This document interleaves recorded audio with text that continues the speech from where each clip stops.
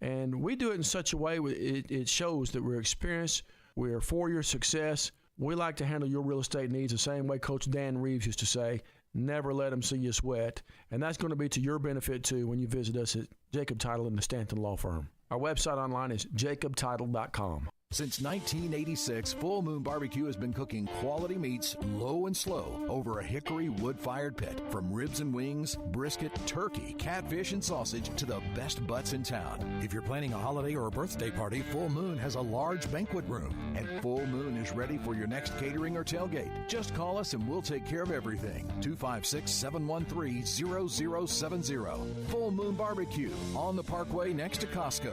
The best little pork house in Alabama.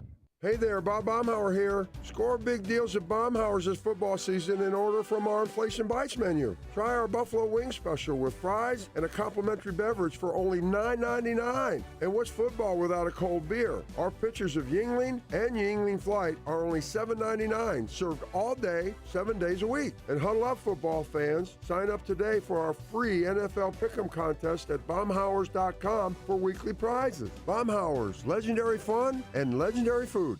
Not looking or feeling your best? No energy for the things you like to do? Ready to look and feel younger? Make your appointment at Advanced Life Clinic, one of the region's foremost destinations for patients interested in looking and feeling their best. Specializing in advanced laser treatments and weight loss, male and female rejuvenation to offset the effects of aging, and more. See how Advanced Life Clinic can help you enjoy your life again. Call 256-882-6555 or log on advancedlifeclinic.com. Southern Fidelity Mortgage.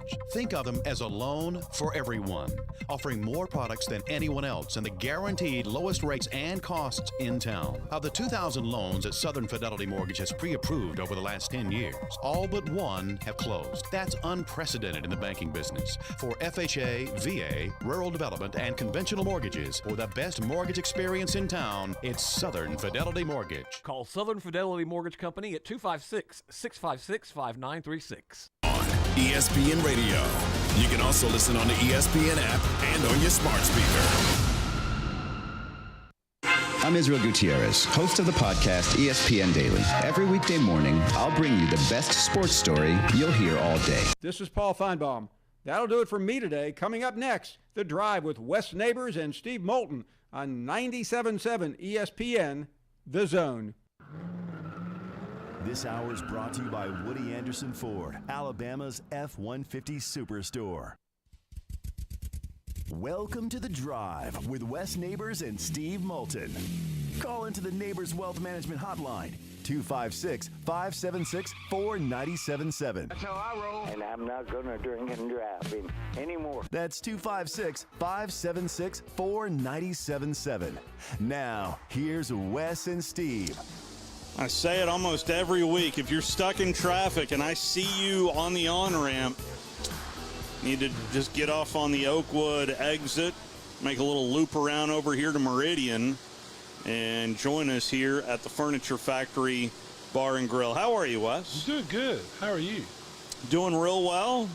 Well, Dabo had himself a moment today. I don't know if you heard it, but evidently there's a percentage of disappointed fans surrounding the Clemson program. They're 4-2, by the way.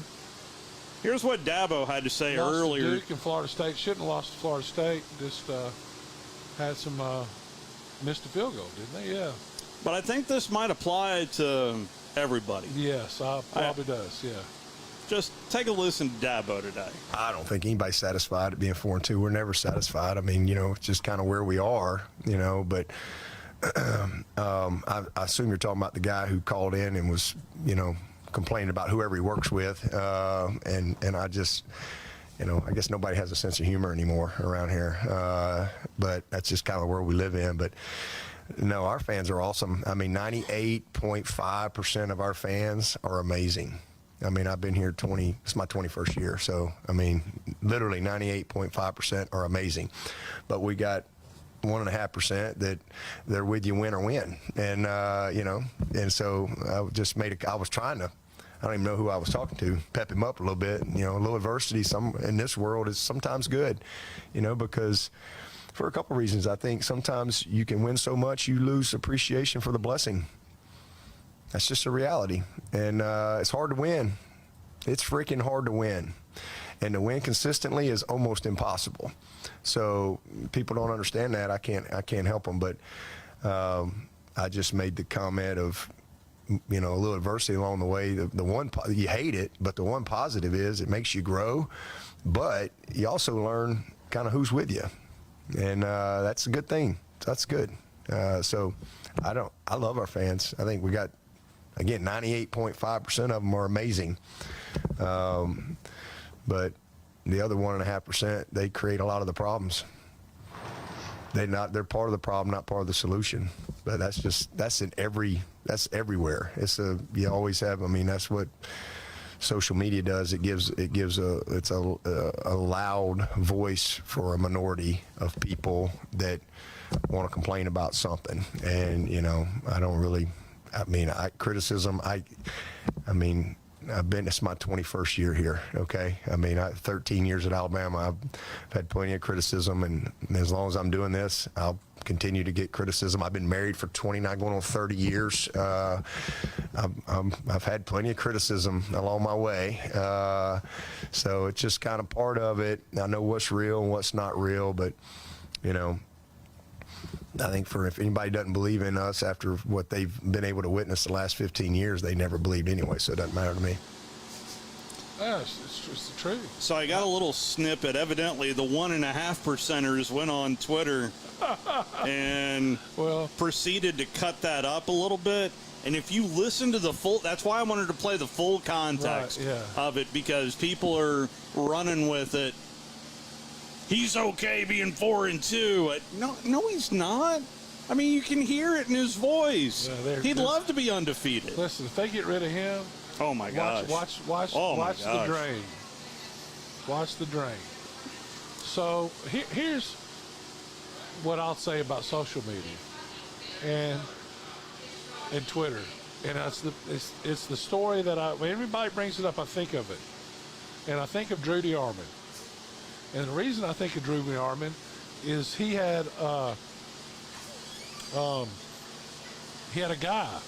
Is this the Blake Barnett story? No, this isn't the Blake Barnett story. This is a story about one guy. Oh, the one follower? That had one follower, and it was Drew. And the only way anybody was seeing anything that he was saying is because he was posted on Drew's website. And the best thing to do is, I told Drew, I said, just block him. Yeah, just ignore him. Yeah, don't worry about it. Just ignore him. Just ignore him. So, but yes.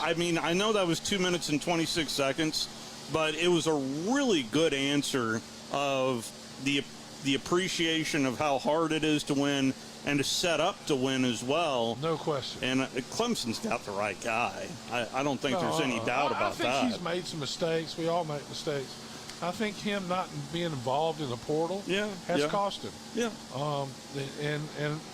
But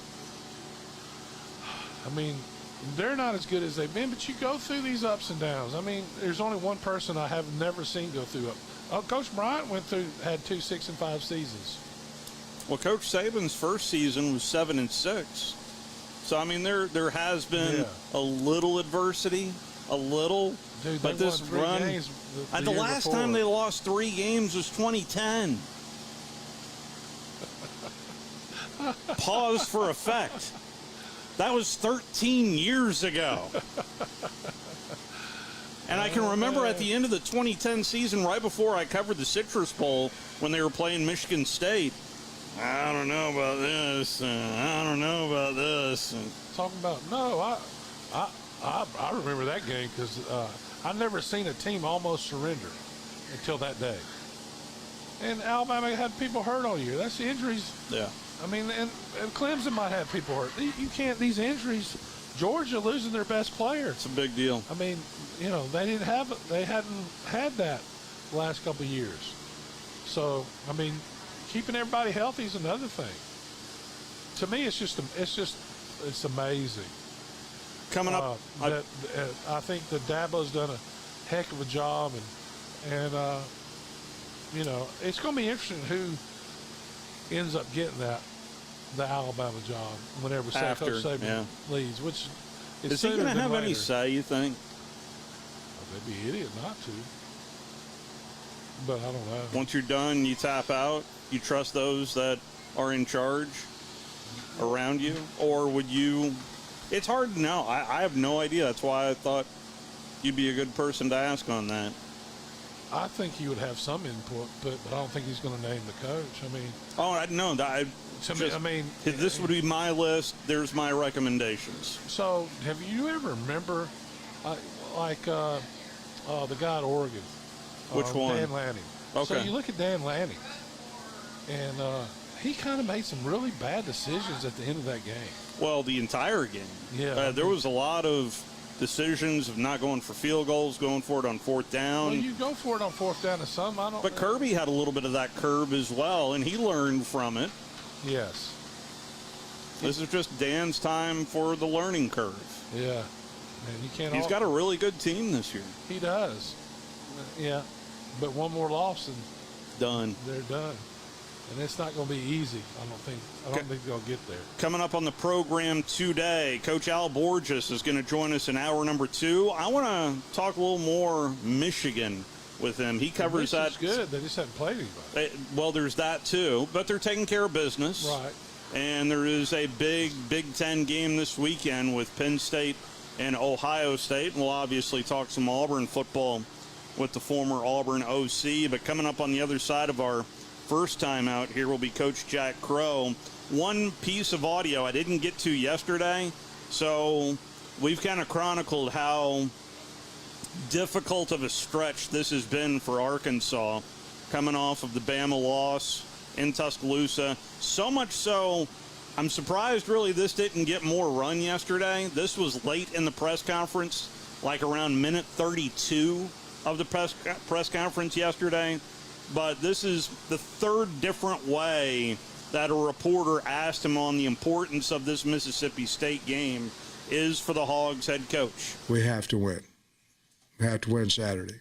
And to reach, again, when the season starts, you have all these goals, and there are still some on that we had, Now, they may have been down here to get up here, but there are some still attainable goals that we have. And our kids know. I'm going to talk to them today about it. But this game Saturday is a big, big game for us. And they all are, Trey. But you keep backing yourself up into a corner, at some point you got to go forward. And we've proven that we've got a pretty good football team. We haven't proven we can win. And so we've got to do that Saturday. I think our kids will understand that. There are some things in that locker room that, the kids that have been here for 4 years have started that we don't want to let loose. We don't want to let go of. I think there's a lot of motivation things. One of them being getting back home and playing. And we want to show the state of Arkansas that we got a good football team, a good enough one to win. So there's a lot of motivation there. That is kind of putting yourself in a corner. Now, should Arkansas win? Yes. Will Rogers is hurt, by the way. That probably not playing. He has not been played very well. Probably not playing this weekend. By the way, Coach Arnett, he was asked, so are we going to see more of Mike Wright, the transfer from Vanderbilt in this game? A very clever answer. I think there's things we do with Mike in there at quarterback that are structured more for him, and so when he's in there, we're going to play to the strengths of our personnel that's in there, and so I think it's going to would look very similar to when he's in there any other time. That's Coach Arnett. Not really giving the media too much, but I really enjoyed that answer. Let's go ahead and take our first break. Coach Jack Crow is set to join us on the other side as we're live here from the Furniture Factory. You're listening to The Drive with Wes Neighbors and Steve Moulton on 97.7 ESPN The Zone. One of the best-kept golf secrets in the Tennessee Valley is Cherokee Ridge. Cherokee Ridge truly offers golf at a higher level with immaculate greens set against a spectacular Appalachian backdrop. This 18-hole championship course takes every advantage of rolling hills, whispering woods, lakes, and streams. Interested in becoming a member? Their membership plans feature affordable options for couples, families, and individuals. Book your tee time today, 256-841-4551. Cherokee Ridge. Championship quality, affordable prices. Tom Luganville here for my friends at Woody Anderson Ford. Bobby White and his team take great pride in their service department, and you can see it the moment you walk into those beautiful new service lanes. And just like a championship team, they all work together to make sure your experience is second to none, whether you drive a Ford or not. Also, check out the gold certified pre-owned inventory at Woody Anderson Ford for great deals every day. Stop by and see them at Jordan and Sparkman or at Woody Anderson of Madison on Hughes Road, or visit WoodyAndersonFord.com. Is your AC system or heating unit making those sounds that go bump in the middle of the night? Thomas here from Talon Heating and Air again. Thomas, you guys are just a phone call away from keeping those ghosts and goblins from causing nightmare problems. That's right. We're offering a $59 special right now to do a heating tune-up. That's getting your air conditioner or your heater ready for the wintertime. We're also doing a free gas safety inspection along with that. So if you have gas in your home, we have Master Gas here on staff. We're certified with the state to take care of all your gas issues. So we're going to throw that in with that $59 tune-up. And if you can get that tune-up now, it'll be ready to go once the cold temperature set in. That's right. Yeah, all you have to do is give us a call at 256-503-4490. Visit us at our website, talenthvac.com. We'll be more than happy to get out there and get you tuned up. One more time with the phone number. 256-503-4490. Talent Heating and Air. Don't let those heating and cooling units go bump in the night. There's nothing like the freedom you feel when you're on the water in your own boat from Freedom Marine in Guntersville. New or used, Freedom Marine has just the boat to make your time on the water the best it can be. Pontoons, fishing, ski boats, you name it. And all season long, Freedom Marine is giving away 4 packs of Alabama football tickets. Just log on the Freedom Marine Facebook page and like, share, and comment to be eligible. New and used boats, outboard sales, financing, service, and parts. It's Freedom Marine. Highway 431 in Guntersville and online at freedommarincenter.com. Do you have discomfort in your legs?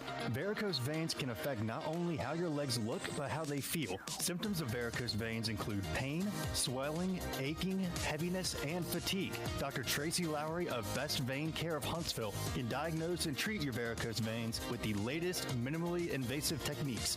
Diagnosis and treatment is covered by most insurances. Call 256-715-7151 to schedule your free screening. Go to bestveincarehuntsville.com.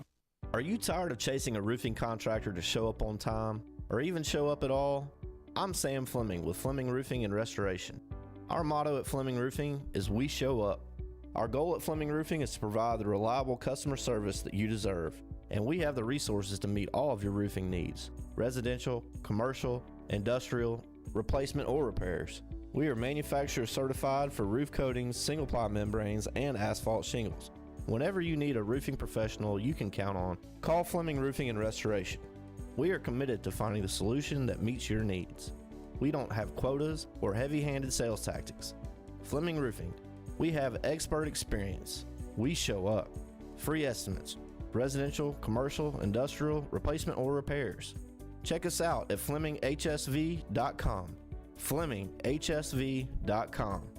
When you need a quick response, it's Fleming Roofing and Restoration. We show up. This segment of The Drive is brought to you by Woody Anderson Ford, located online at WoodyAndersonFord.com with 2 locations, Hughes Road in Madison and Jordan Lane in Huntsville.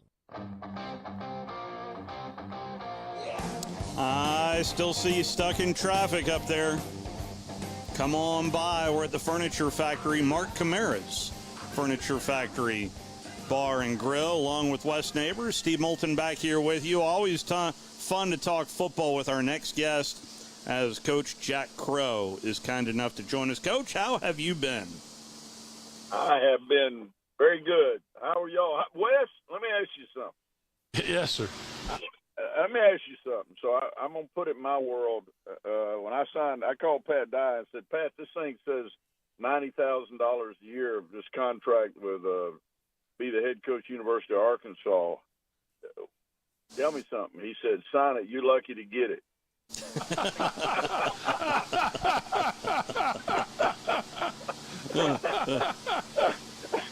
Oh, man. So this guy there now is making $4 million a year. So did you see $4 million last Saturday? And let me take it one more place. I know you called me to interview me, but I'm interviewing you, Wes. All right, so let me ask you, Wes, if you were a player now, how much would you be worth? Oh, I don't know. Whatever the market bears, yeah. right? A hell of a lot more than I got when I was there, that's for sure. I don't know. It depends on how bad your center is. I'll tell you what, Wes, you know who's got the largest NIL pot in the country, don't you? Well, I think you kind of, if someone's got a better one than the Texas quarterback when we last talked to you, I'd love to know who, Coach. Texas is second to Tennessee. Woo. Wow. You go, that's Jack Crow said, which ain't worth anything, all right? Go check it, all right? But, still at the end of the day, you still got to get that locker room playing, baby. I'm telling you, man. There's no question. But Arkansas, to me, Coach, so I'm about to tell you, so since Arkansas, since Texas A&M and Missouri joined the league, this was 2 years ago. Yeah. Before they hired Sam Pittman, Arkansas was the worst team the last 10 years before that in the league. And second was Tennessee. Third was Vanderbilt. Wow, I didn't know that about Tennessee. Now, I could have told you that about Arkansas because, believe it or not, there's not, up until Sam, there's not been a head coach there that I wasn't part of their Jack, tell me what I need to know conversation. Every one of them. Sam, I didn't know. I never got that call. I don't know Sam. But I can tell you now, Tennessee. But let's look at this. Let's look at this.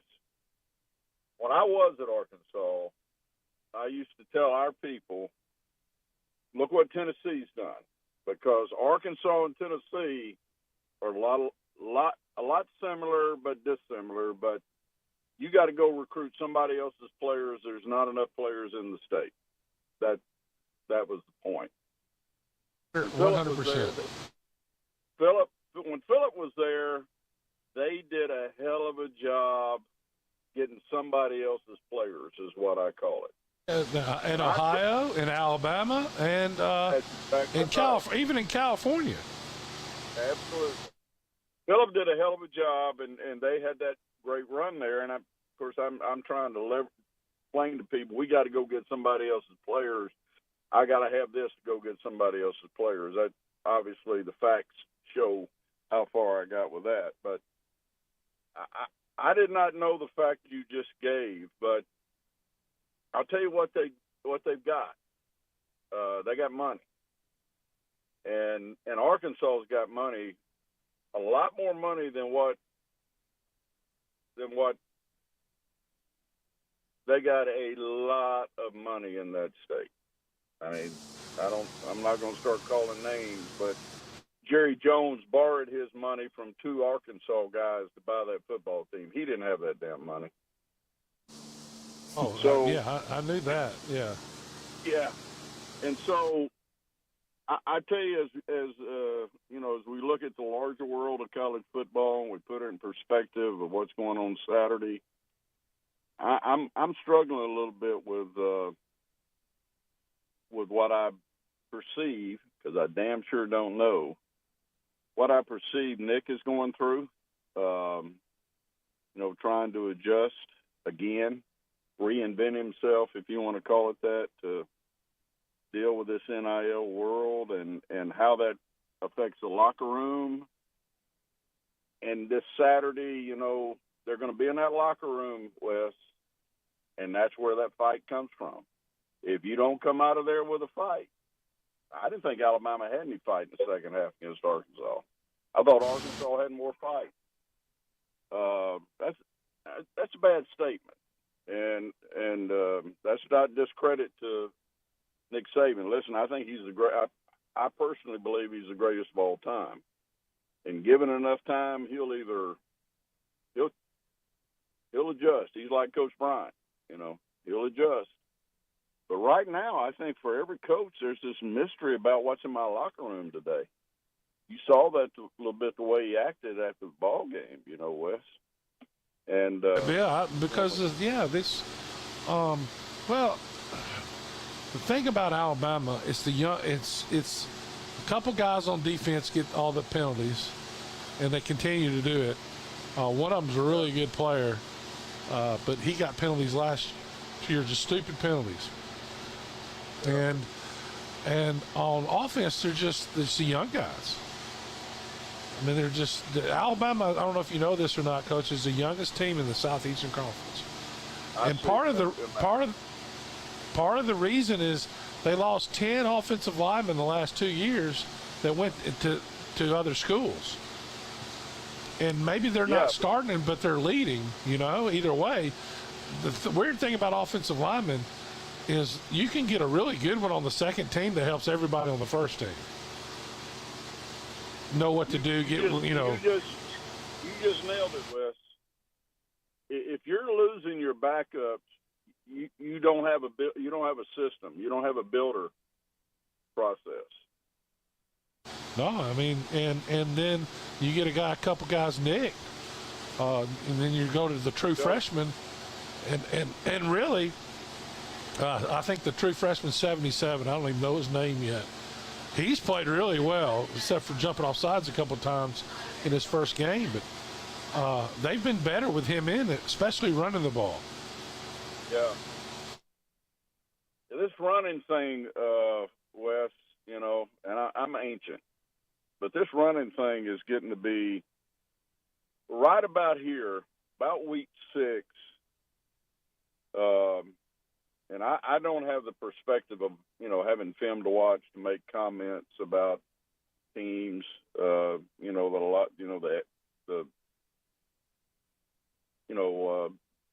I don't know if you watch tape or not, Wes. You sort of sound like it. Yeah, I do. I don't watch the tape. I wish I had access to that. I watch YouTube. You can find anything on YouTube. 77 is Jaden Roberts. Jaden Roberts. He's the strongest guy on the team. Freshman. Also. Freshman from Tuscaloosa. Well, yeah. See, if you're just going back and doing that, you're way ahead of me. All right. I just factor in different elements, but one thing that starts showing up this time of year is the stats.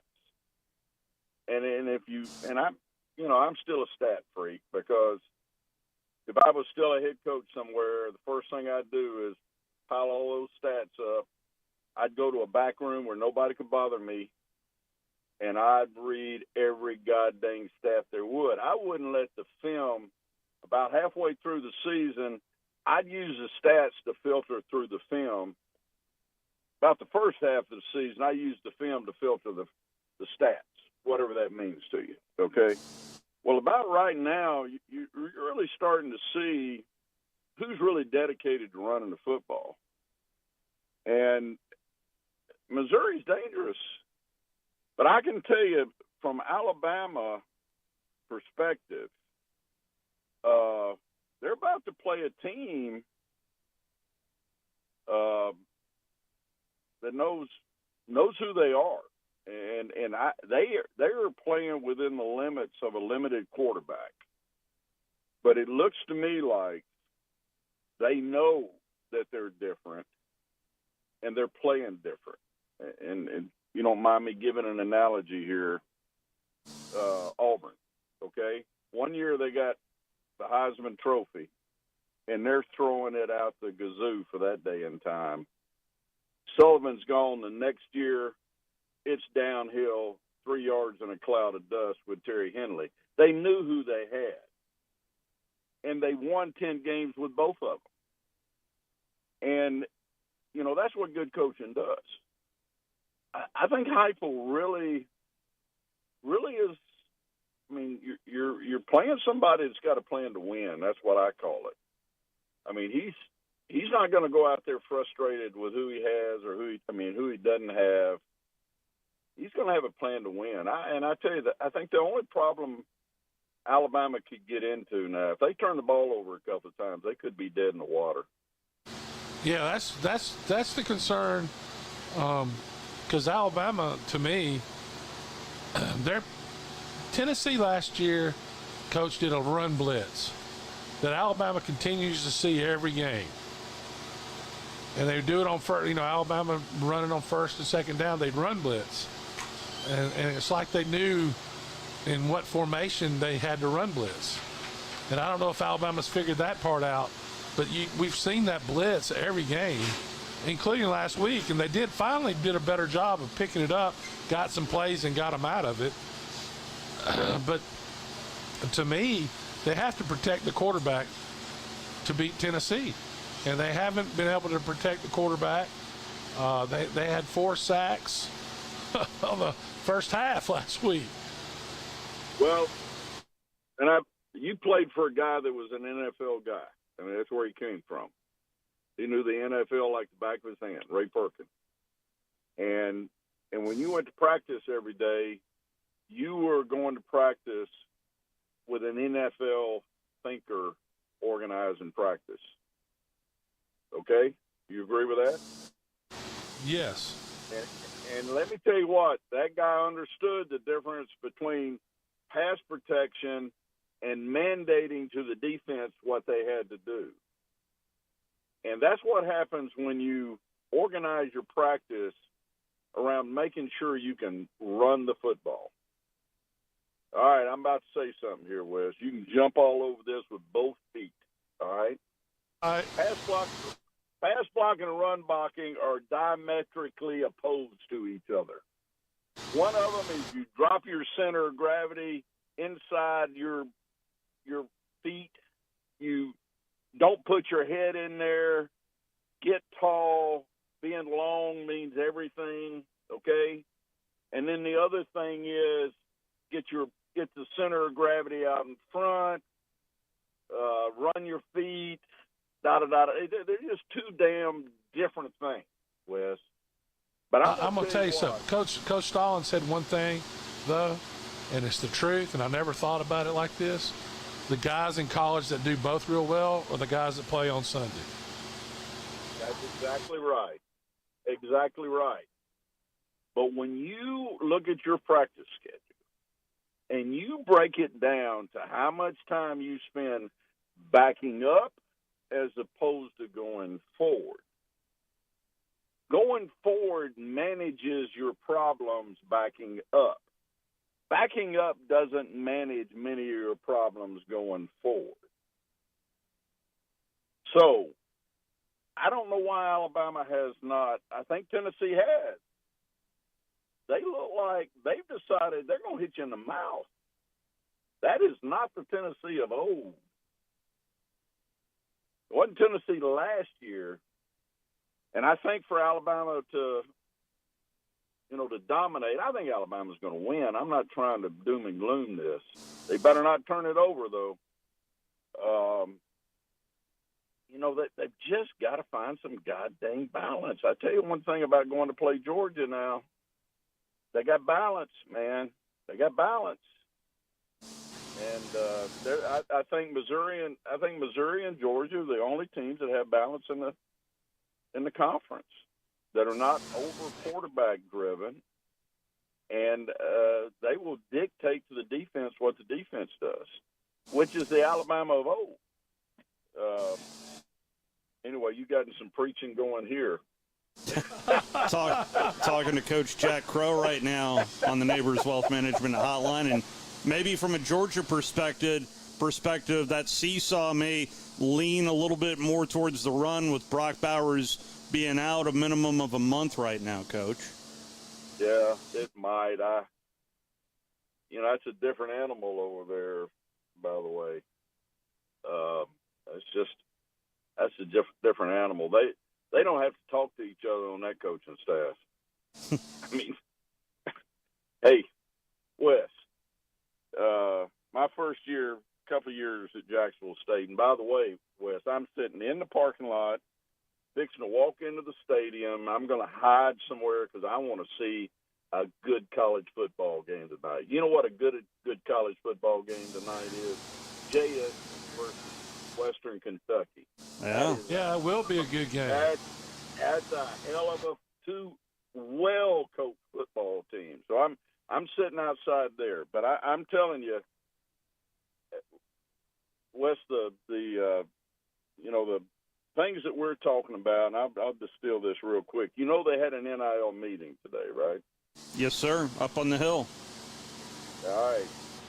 And if this thing is not headed to football players being employees, collective bargaining, I've read the transcript. I'm just curious. I don't, and I'm telling you, those locker rooms are going to decide who's going to win this at the upper level of this thing. In Georgia, I was about to say, when I was here in 2000, 2001, Mike Bobo was my quarterback coach. Kirby and Will, they're best buddies. You do know that, right? Oh yes, sir. They played together. They're a cult. They're a cult, is what the heck they are. Stacey Searles is in there with them. You can talk about losing Brock Bowers. You got a culture you're fighting over there that ain't like nobody else has got. Mike used to say in the spring, "Hey, Coach, is it okay? Kirby and Will, they're up from Valdosta State. They want to hang out for a while. Bring them in." You know what you're fighting? And I'm translating this to the locker room. You think those guys can't get a hold of their locker room at Georgia? Oh, I think they can. Yeah. But, I'm not sure, Coach, they're good enough this year at quarterback, like you're saying. Well, they might not be, but hell, we spent 2 years saying they weren't good enough at quarterback. Well, I never did. I disagree with that. That guy. But from a national perspective, Coach Crow is correct. Yes, you're right. Yeah. I believe they're missing that guy really bad this year, actually. Yes. A ton. He was a freak. But, Alabama's going to win unless they turn it over. Bottom line. But I think the cultural thing, when you start getting, okay, where are you really trying to get? Nick's got one standard. And, he said you came here, you knew what the standard was. When you came here, you knew it. And he's right. And he's dang sure made sure everybody knew about it. But they're struggling against that standard, Wes. They really are. And I think the struggle is in the locker room, I'll be honest with you. Well, some of these penalties have been just horrendous. Just awful. Just after the play kind of was over, they get a 15-yard penalty. It's about to be 4th and 10. And instead they give them a first down. That's when the game kind of turned. And you're right. They looked, and then all of a sudden on offense, they can't complete a pass. Let me ask you something about a penalty. Was there ever a day if you committed a penalty you said, "Oh my God, I got to go to the sideline"? I only really had one true penalty the whole time I was at Alabama. Here we go. You know what? You know what I'm talking about, though, Wes. Oh yeah, there was an internal down pressure. I ain't gonna be the guy.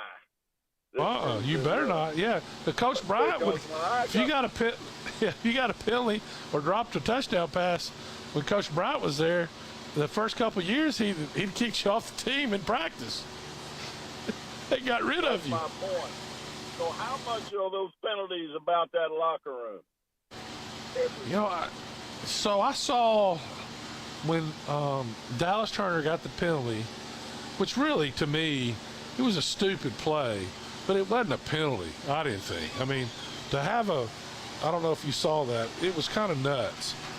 But they, I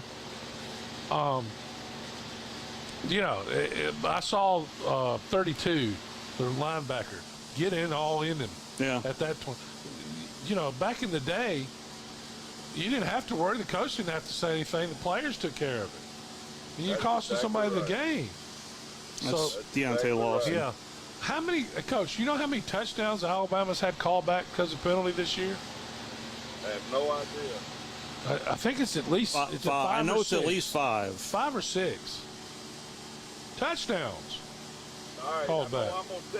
I'm gonna tell you the Pat Dye secret sauce here. You ready? Yes. You ready for the secret sauce, Pat Dye? Absolutely. Pat Dye said, when this team takes this team over, we'll know it.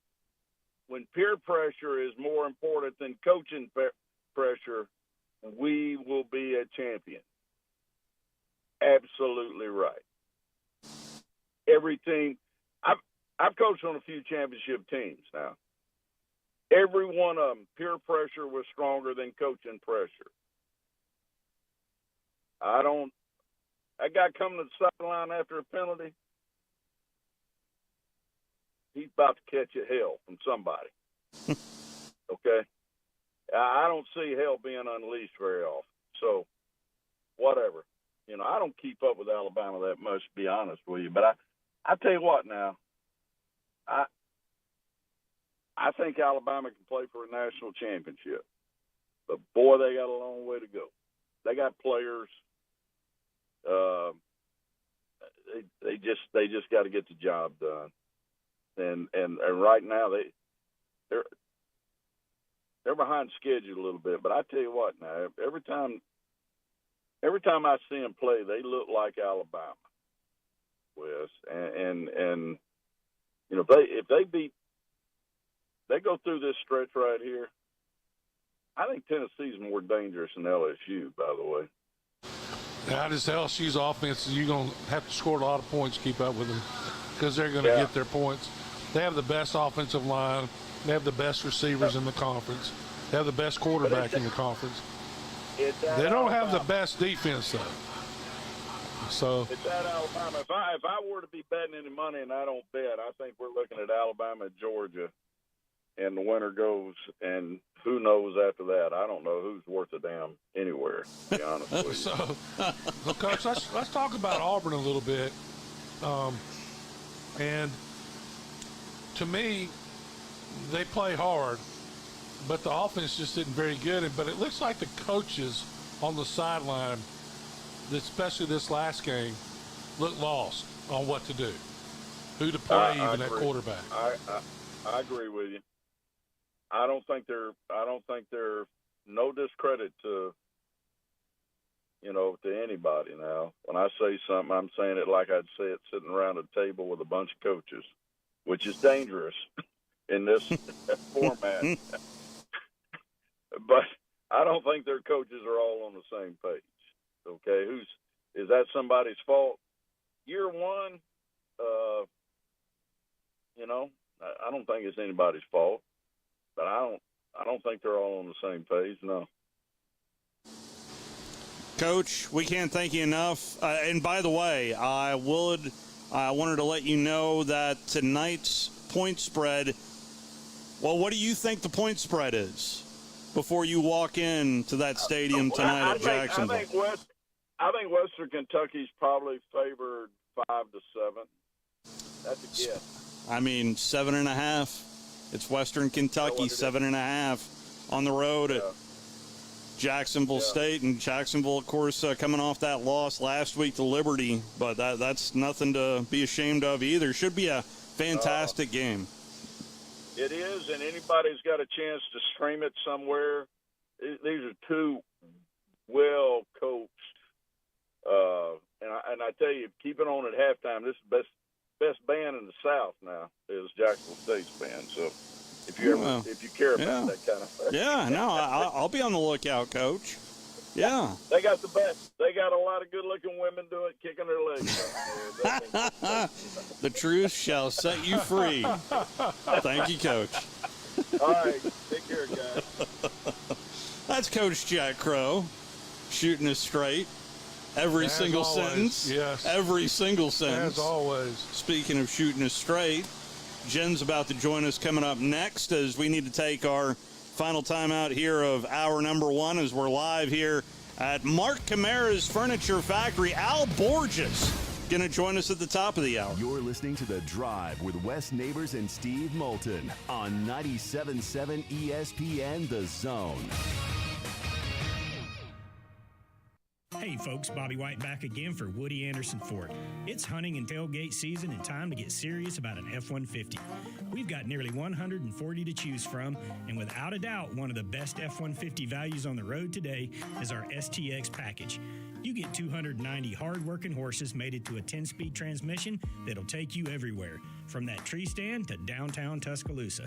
Body-colored bumpers, halogen headlamps, 20-inch machined aluminum wheels, and lots of tech, like a rear-view camera with dynamic hitch assist, which you boaters and RVers will love.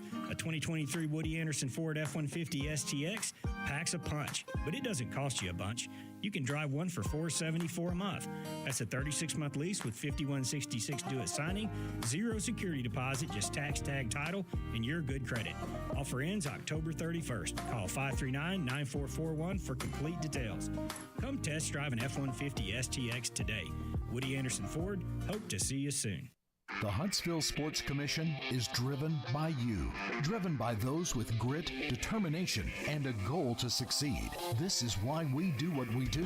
The Huntsville Sports Commission promotes an enhanced quality of life in the Huntsville area through sports. We work hard to make sure those who come to Huntsville to compete have all they need to be the best they can be. The Huntsville Sports Commission. We do sports. Find out more at huntsvillesports.org. Chapman Commercial Realty, your source for Alabama commercial real estate. Chapman Commercial Realty has the experience and expertise you're looking for when making commercial real estate decisions.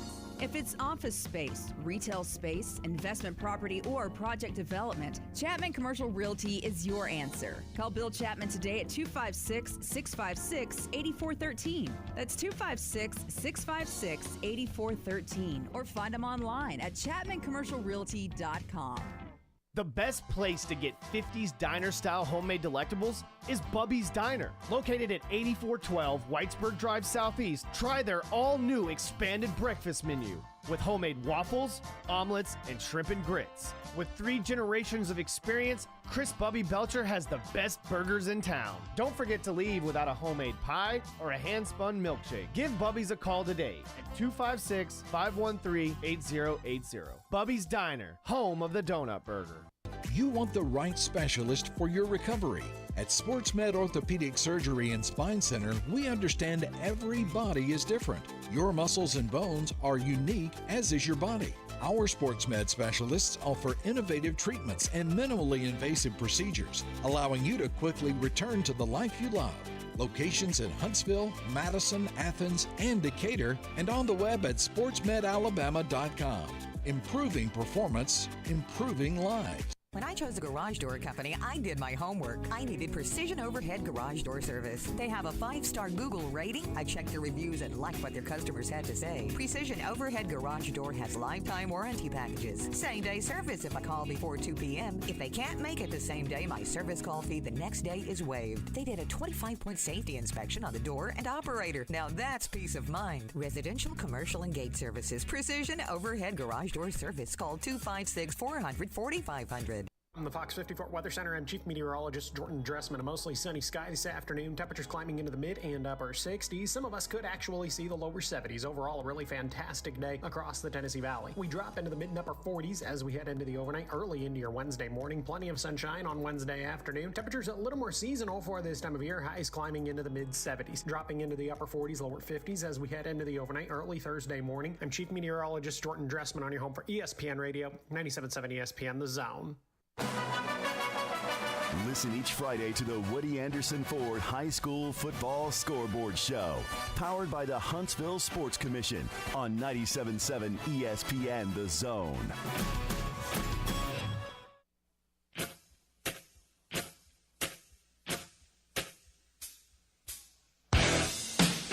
here at Mark Camara's Furniture Factory Bar and Grill. Jen's here with us. And we got some callers on hold, too, because after all, one of our more popular segments, I would say in our decade plus, is Jen taking phone calls. Jen, hello.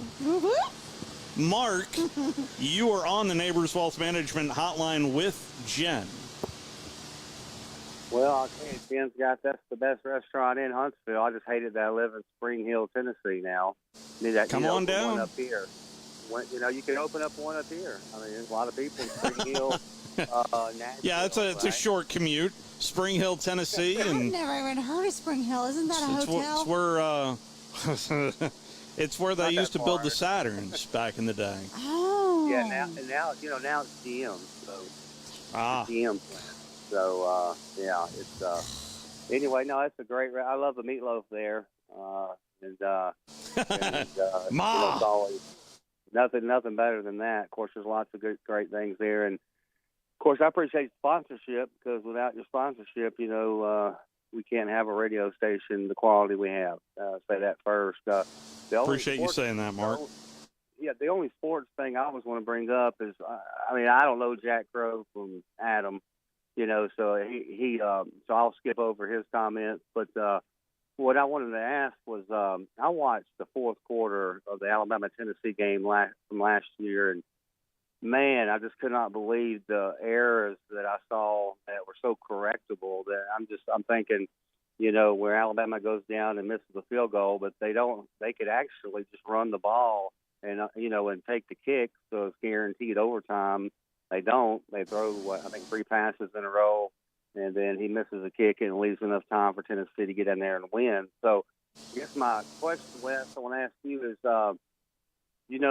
when you look at that game, and I did today again, it just, I guess, it leaves a bad taste in your mouth, I'm sure, as a player and as a coach. And I just wonder if, a lot of people bragged on Tennessee, but I think it's one of those games where they didn't beat Alabama, they won the game, kind of like Coach Saban's analogy.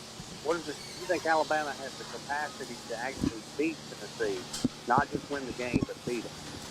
Oh, this year you're talking about? Yeah. Yes, I do. But not if they play like they did last year. I mean, you talk about that that they threw the ball 3 times. One of the throws should have been caught. If he catches it, he probably scores.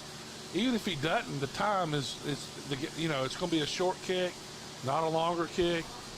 By the way, that's the last kick that kid's missed. It's crazy. He just became the leading scorer in the history of the NCAA, which is incredible. But you just got to quit making They made stupid penalties in that game. I think they got some bad calls. There was a lot of things that went on in that game. Well, there was a clear pass interference in the end zone in that game as well. Yeah. So what I'll say is this, though. Tennessee played well enough to win the game. They did.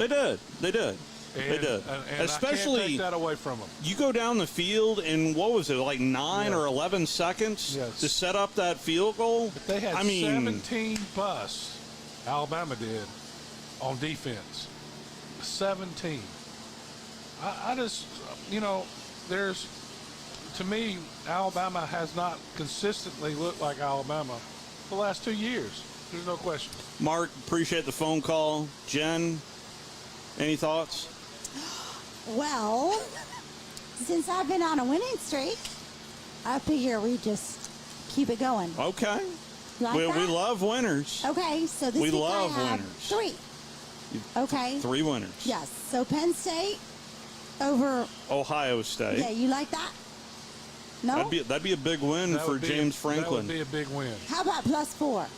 Yeah, Penn State +4. So they Yeah, don't you actually. like That's at the Horseshoe, I think. It's at Ohio State. Okay. Now this one, I struggle to even say it, but Mississippi State over Arkansas. And they've been playing so bad this year. I don't know. Mississippi State. So you have Mississippi State beating Arkansas. I do. 7. Oh, okay. So you're going with the point spread that Arkansas is going to win probably less than a touchdown. What do you think? I think the Hogs are going to make a statement. Yeah. I think they're going to win, but I don't think they're capable of beating anybody by much It's hard. It's hard to really know about any of these teams. Yeah. So that's a gamble, huh? It's Yeah, 100%. You know, I would go with them before they went with me, though. So go Yeah, ahead. yeah. Because I know where Okay. you're getting these. For me. Yes, yeah. For me. Winning pedigree right here for Jen. Okay. And then LSU's going to win over the little Army Navy team. They're playing the Army Black Knights. Yeah, so I think it's what's the 30 something. Mhm. Is it 30? They're all going to win straight up. Oh, Mississippi! You have Mississippi State winning straight up. Straight up. Ooh, I don't know about that. I think certain people have been drinking around here. Sam Pittman said, We have to win. So, I mean, yeah, we have to win. But, I don't know. That's my pick for the week. We have to win. Yeah. And we've got our winner right here. Okay. So, anyway, that's our football talk. You like? So, what's going on here at the Furniture Factory? Well, we got a lot coming up. Yes. There's So, always a lot going on. There's always a lot. Even off the stage. Well, it's getting a little cooler, It but we is. still have bike night. So just saying, we're not done yet. I know a lot of people wonder, but we still have bike night this week. So we're not done till the end of the month. So for those that wonder. Still a couple of weeks. Yes, we've got bike night. And then Friday, we've got Bad Camaro. Saturday, we've got Groove. So nothing is, we don't have any of those admissions at the door kind of thing. Does This Mark is a play for freebie Bad night. Camaro? No, I know. Isn't that funny? I did wonder that. Isn't that funny, like what kind of music it was? Yeah, right? And speaking of Camaro, we have like a car show here. Did you know that? We have a car show right in front of the whole place on Saturday from 5 to 8. Oh, wow. It's going to be one of those antique car shows with every kind of car you can That's pretty imagine cool. from here to China. It's like this whole block and then some. Well, or, however the saying goes. That being said, if you want to see cars and have a little bit to drink, a little bit to eat, you can come on here on Saturday because it'll be from 5 to 8. How do they get in contact with you? Oh, easy. You can come on over here. You can catch us at FurnitureFactoryBarGrill.com. They can call me at 256-426-1989. And what about Fright Night? You we like our Fright got Night? to talk about Yes, a little yes, bit yes, of Fright Night's close. You like our Fright Night? Yeah. Do you see all October the good 28th. things? Yeah. Next Saturday. Like Giving $10,000 and prizes and cash. Yes, it's not prizes. It's just cash. Cash. It says prizes Like those in here. guns. Cash. Yeah. Like those guns that just shoot money. Lots Yeah. of money, $100 The money bills. gun. Yeah, and like a costume contest. Lots of those, and we have all these really fun Yeah. people that I've never heard of that come Velcro like. pygmies, you know about them. No, I know about What about them. Danny C? DJ Danny C? We know Danny C, but they have like the He's Elvis Goose. guy without the legs. Yeah, Goose, I want to know more about. Goose Officer Udi? Udi, yeah, some of them are a little bit interesting, aren't Alabama Big Earl? No, I've heard of Big Earl. He's Yeah. the Floribama guy, right? Yes, yeah. Okay, so we got him, and then Elvis without legs. So all of the above is going to be super, super fun here. No reservations. On the Come as 28th. you are. Come early. Come get a seat. Dressed up. Dressed up. No fees at the doors. Yeah. So what are you dressing as? Me? Yes. That's a hard one. I don't know. I have to be bougie. I have to be comfortable. I have to look, fun. I don't know. That's Look really fun. a hard one. I wanted to squeeze in Wolverine Dan right before the top of the hour because clearly he needs to talk to Jen here for the last couple of absolutely. minutes. Wolverine Dan, the floor is yours with Jen. Well, thank you very much. I'm at the West Morgan Rebels Junior High School. My grandson's playing today, so we're at a football Outstanding. game. Outstanding. So, I listen, Wes. I wanted to address this. I didn't make the schedule for these teams, Wes. I just root for them, Wes. I just root for them, and right now, I haven't really had a chance to say this that often since really actually I've been 97 when we won the national championship, but finally all these years I have a pro team and a Big Ten team doing very well, and their path is looking really bright to something special. He is a Michigan and Detroit Lion fan, Jen. No. Yes. Wolverine yes. Dan. Oh, yes. Yeah. All That's right, his mom. then. Yeah. All right, and the then. Lions are for real. We got a big test this weekend. guys. I mean, you're looking at Lamar Jackson, a really good quarterback, very mobile. And, you know, the passes that Baker should have made last weekend that the wide receivers were open for Tampa Bay, which made me nervous. Jackson can make those throws. So we're in for a handful here. And they got a good defense, good record, and it's at their place. So if we can get through this, my question to you, Wes, is being that you were the gambling aficionado, my question is, if I win the division before the season ends, can I go get my money, or do I have to wait till the season's over? You know, that's a good question. I think you'll get. As soon as they clinch it, you should be able to cash it in. Yeah. Now that you burned the cornbread. Yeah, really. So, will we be able to watch Michigan play DAR this weekend? They're up here. There's on the fine mountain, right? folks in Grant, Alabama. Well, we love them. Yeah. No question. Yeah. It's okay. It's okay. I can handle the arrows, my friends, because this is a special season. The team has improved since last year. Even last year was a good season. So I like our chances. I mean, if we all stay healthy, I think we're going to do quite well. I really do think we are going to be in the playoffs and quite possibly play some national championship. Thank you, Dan. Enjoy the middle school football. Enjoy the moment. Enjoy it. Enjoy it. Michigan is ranked number 1 in the power ratings. I think they ought to be. So Dan said he was at a middle school football game. Is he in Ann Arbor? And we just don't know? No, whoever. First of all, Michigan's not a middle school team. They play in middle school teams. Yes. So if they're playing away, yes, that's possible. Anything to add? Michigan's really a good football team. I don't know. I'm all confused as to who plays who these days. Well, you've got I'm better with 3 tequila. guarantee winners, including Penn State over Ohio State, Mississippi State straight up over Arkansas. Yes. Al Borges joins us next. Hey, folks, Bobby White back again for Woody Anderson Ford. It's hunting and tailgate season and time to get serious about an F-150.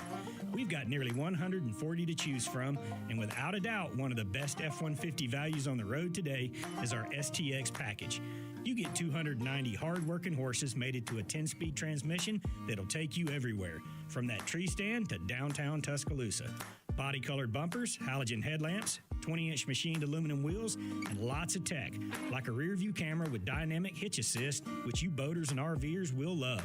A 2023 Woody Anderson Ford F-150 STX packs a punch, but it doesn't cost you a bunch. You can drive one for $474 a month. That's a 36-month lease with $51.66 due at signing, 0 security deposit, just tax tag title, and your good credit. Offer ends October 31st. Call 539-9441 for complete details.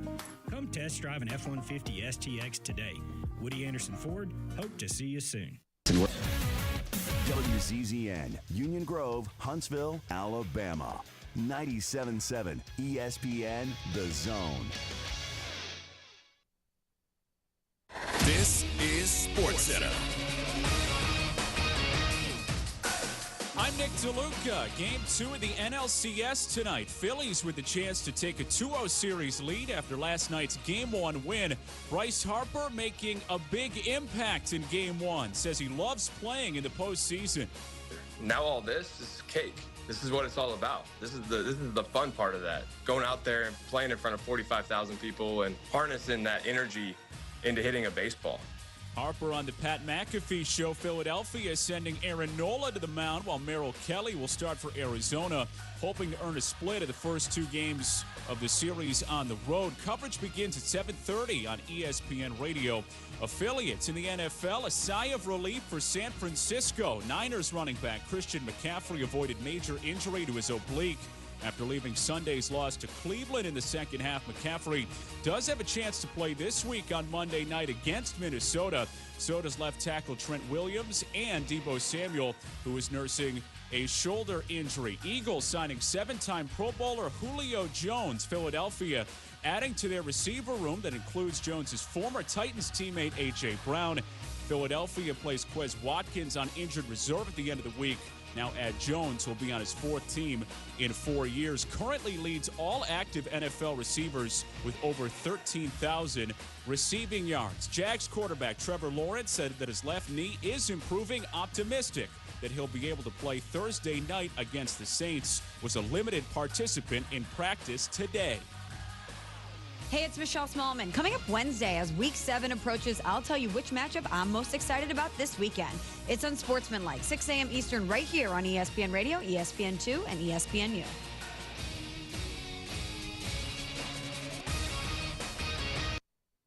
.97.7 ESPN The Zone. Welcome to The Drive with Wes Neighbors and Steve Moulton. Call into the Neighbors Wealth Management Hotline, 256-576-4977. That's how I roll. And I'm not going to drink and drive anymore. That's 256-576-4977. Now, here's Wes and Steve. Back here at Mark Camara's Furniture Factory Bar and Grill. Already had a filled-up show, and it will continue to stay that way as we talk with the former assistant coach at Chico Pleasant Valley High School and the former offensive coordinator for the Auburn Tigers as well. In fact, the book is out, and Deny the Tiger. And always fun to talk some college football with Coach Al Borges. What do you say, Coach? How are you? I'm doing great. I heard I got the A team tonight. It's actually Stephen West. That's right. Yes, we're both here. So, hey, before you go any further, do you know who yes, went to Pleasant Valley High School? I don't know that answer. Who did? Aaron Rodgers. How about that? Well, he was on the field throwing footballs before the Jets won against the Eagles, and a lot of people are fueling that speculation that Aaron Rodgers is coming back this year. Maybe. If it's up there, I'm sure he is. But, yeah.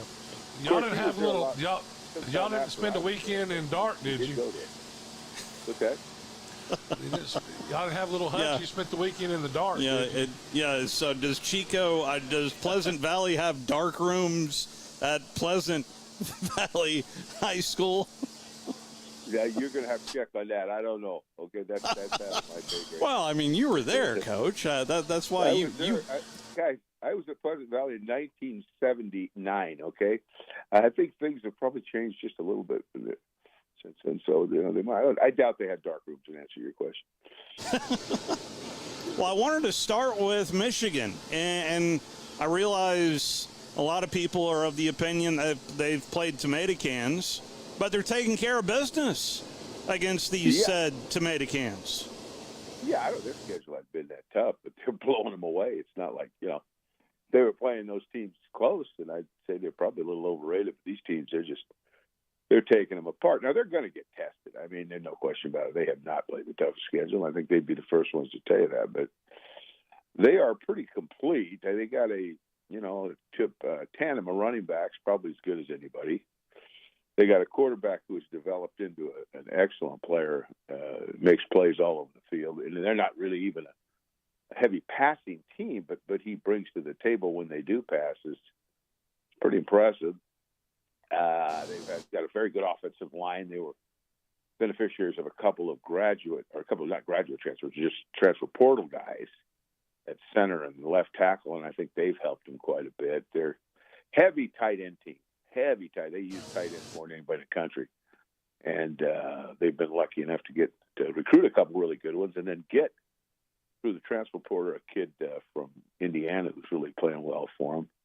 So they're pretty complete defensively, and that's where I think I don't think they've faced a real good offensive team so far, but they have been playing suffocating defense. I don't even think people average 10 points a game on them. I don't know exactly what that number is, but.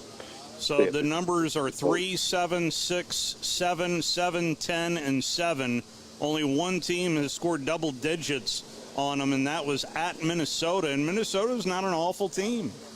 No, but again, I think the thing about it, it's not so much that they're awful or good. It's how good are they offensively, and they still need to be tested against a good offensive team. Now that'll happen here shortly. I don't know how good Michigan State is. I think they're maybe a little better than some, but when they face Penn State, Maryland, and Ohio State, they're going to find out. That's where the rubber's going to meet the road. So, but they're talented defensively. I mean, they have a very good front, and their linebackers are pretty seasoned.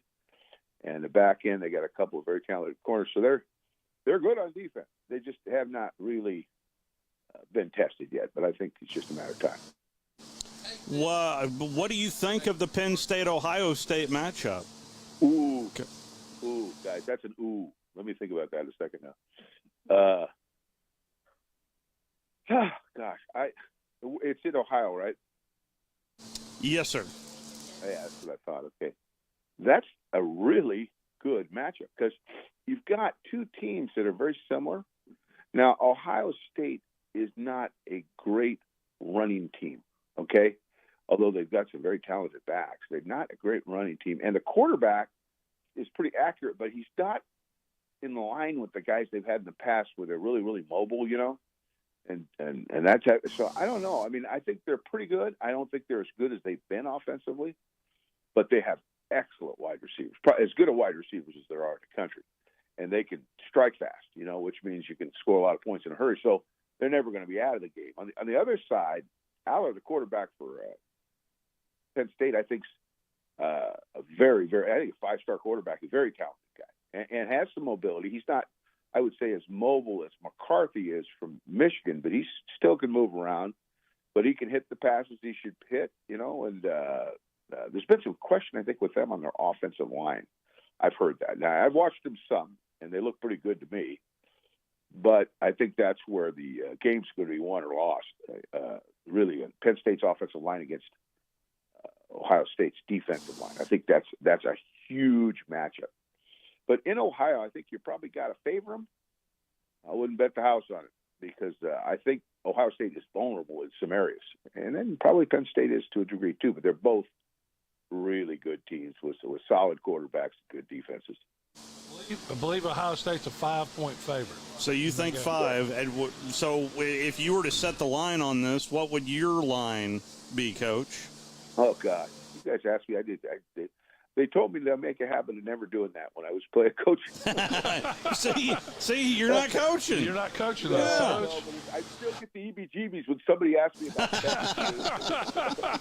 Once in a while, my brother would call me and goes, who do you think's going to go? John, shut up. I don't want to hear it. I don't want to talk about it. That was a smart move there. Yeah. No, but you know, I would, you know, I think kind of 5 is a pretty good bet, though. I mean, this is going to be a close game. Penn State up front, they're tough. I mean, Ohio State. If Ohio State had a little better running game, I would take the 5. But I don't think Ohio State's run the ball that well, and if they're forced to pass, Penn State got some answers to that. So Ohio State is a favorite by 4, Coach. 4, it's a 4-point line. Yeah, and probably because they're at home. And I think if it was at Penn State, that might be reversed or closer anyway. Yeah, you know. Yeah, or a pick 'em. Yeah, or pick 'em. I don't know.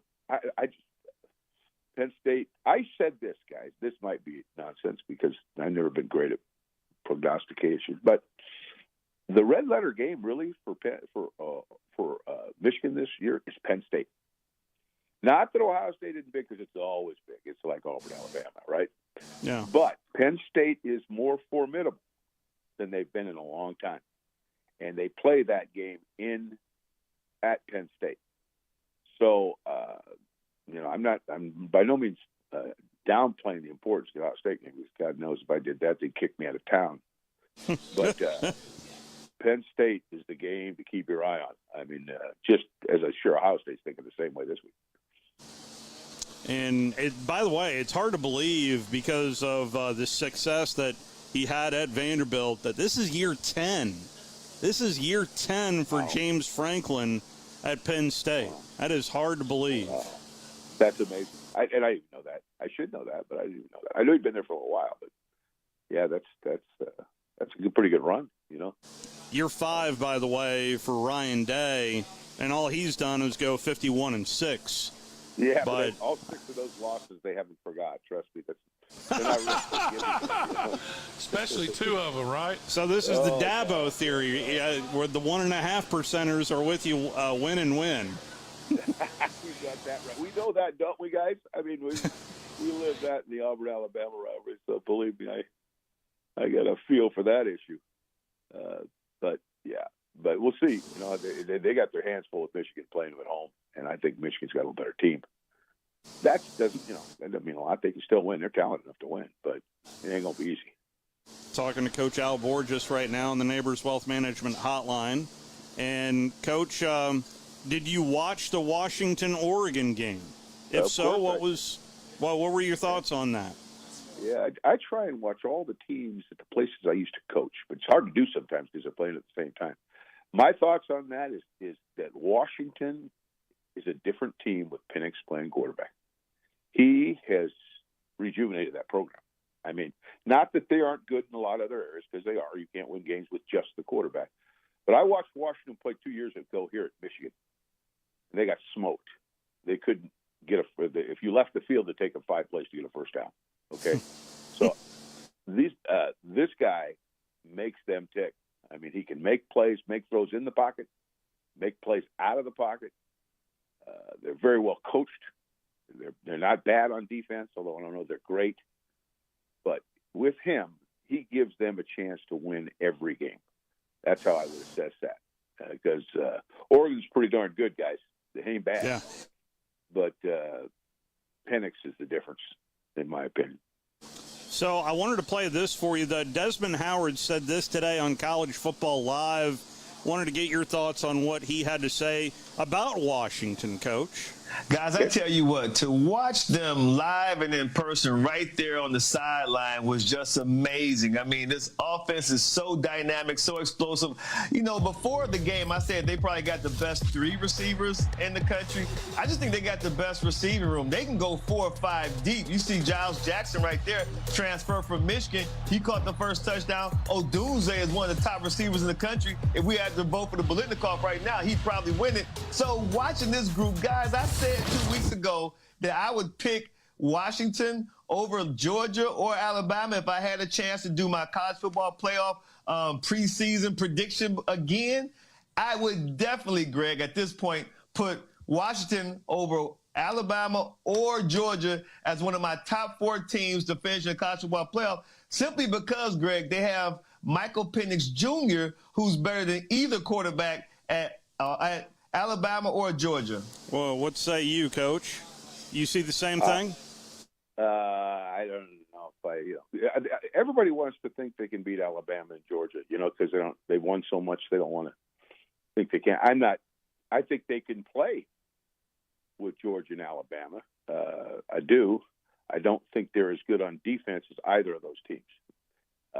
And that may end up being the difference. But I said it. I'm not going back on what I said about Penix. If Penix plays, they got a shot. The receiver core is good. I don't know if I'm billing it that good, but it's pretty good. And he can get him the ball.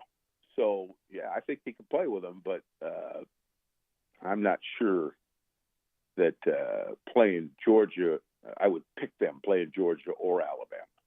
I'd be quicker to pick them to beat Alabama than Georgia, but I wouldn't bet a lot of money on it. Did that answer your question? Sort of. I mean, that is the one area that was.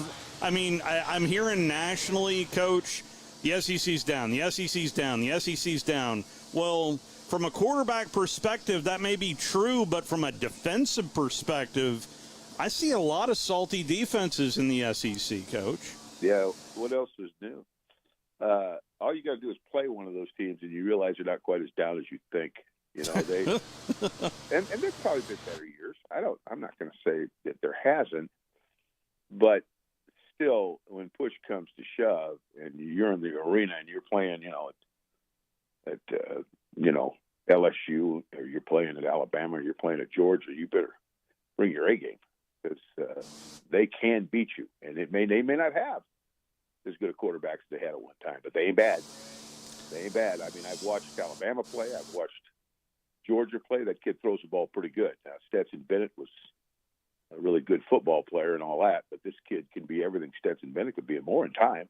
I think he could. He's probably got a little more talent, although Stetson was a playmaker and really good player, but I wouldn't sell him too short. The SEC is what it is, and it's been that way for a long time, and I don't think it drops off the map just because they lose a few quarterbacks. Did you happen to see and catch the Texas A&M Tennessee game, Coach? I turned to it a couple times. I saw some plays. I didn't see a lot of it, but I know it was a close one, right? I mean, that kind of came down to the end, and Tennessee won the game. Now the quarterback at Tennessee was at Michigan. That's right. That's right, Moulton. And I think he's improved a lot since then. I don't know how good A&M is. I mean, A&M has been so up and down that they're a little bit of an enigma. You know what I mean? You're not sure what you're getting when they play, and they have a little trouble finishing games. You know, they're playing them good, and all of a sudden, play here and a play there, and the game's out of it. You know, they lost. And I think they've lost 3 games now. So that's right. They're 4-3. Yeah, I think they're a dangerous team. But if I told you that I thought they were a great team, I'm not seeing that. Tennessee, I have not seen a lot. Okay, I just haven't seen a lot. What is their record now? They lost 1. Yes. Except Florida. That's it. Yeah, Florida's their only blemish, and it was a big blemish. Yeah, they have played Alabama, right? That is a big blemish. No, that's this week, Coach. This week. This is the third Saturday in October. You don't need to tell me that. Third Saturday in October. God, if I heard that once, I heard it 6 million times.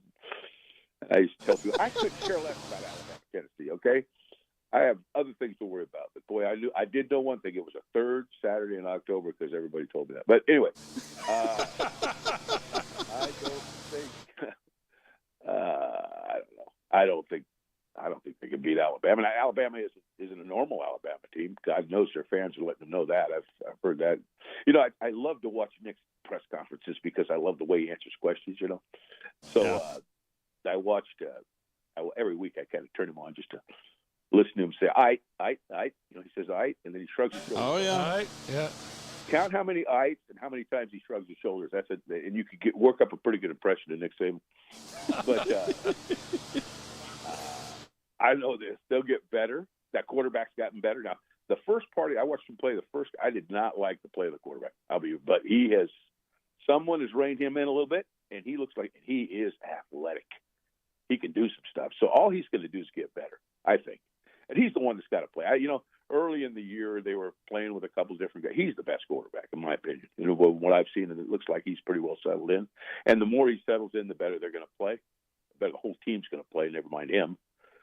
So, they're Alabama. They're not going to be easy to beat. I think if they played Texas tomorrow, they'd beat Texas. But, I think they'll get better. Where is the Tennessee-Alabama game? It is in Tuscaloosa. Yeah, that's not a fun place to play. Unless you're Alabama. It's not a fun place to play. So, Coach, Auburn's let me ask you this. So, the thing that most teams are doing now, because Jalen Milroe is the quarterback at Alabama, is so fast and such a threat to run, everybody's spying him, right? Yeah. And that's kept him from running. It's actually worked. But talk about what that opens up when they give that extra guy to spy. Well, it just depends on kind of how they're doing it. If they're playing zone, okay, and trying to spy one guy, it generally gives him too much time to throw the ball, and he'll improv a first down for a big play. You know what I mean? If you don't rush a kid like that, he's just extend plays, and guys that were originally maybe not open get open, and then he either runs or he runs and hits them. So I don't know how much the spy does now. If he's a rat and they're playing man-to-man and they can cover your guys pretty good, and they can get a little more pressure, that can be different. It just depends kind of how they're spying, Now, I found, in my years, because I had Denard Robinson and everybody did that to him because they didn't think he could throw very well, although he threw a little better than people thought. And it rendered itself worthless because he would just beat the spy. The spy would be standing there trying to chase him, and he'd come up, he just juke him. He put a little doogie on him, boom, go right by him, and so much for the spy. So it can be effective. I'm not saying it can't, but depending on how much pressure they can get on it outside the spy. You know what I mean? Outside the fact that they're just spying him, I think is the difference in whether he's going to hurt you or not. He's a kid, though. I've looked at him.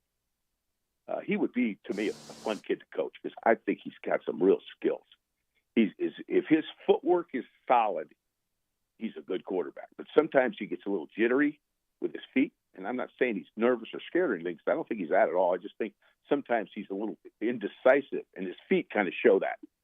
And it gets him wandering with his eyes and making late throws or making bad throws or whatever. But when he's solid with his platform and his feet, he's pretty darn good, because arm ain't an issue with him, and speed ain't an issue with him. So it's just a matter of grounding him in some good fundamentals, and I think the kid could really be a good quarterback.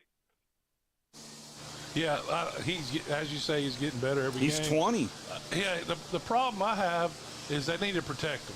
You know, that's why I think my feet would be really jittery if I knew the left tackle sometimes blocks the guy and sometimes he forgets to block him. I mean, well, that's the problem. Now, you should know this, okay, because you played there, all right? But as a quarterback, got to know that he's got to trust the protection when there's no evidence to prove he should. You understand? That's a man. A man is a guy that'll stand in that pocket and trust the protection when there's no evidence to prove that he should. Now, from what I understand, Nick said there, they asked him a question the other day about, I guess Alabama's been sacked 31 times. Yeah, something is that right?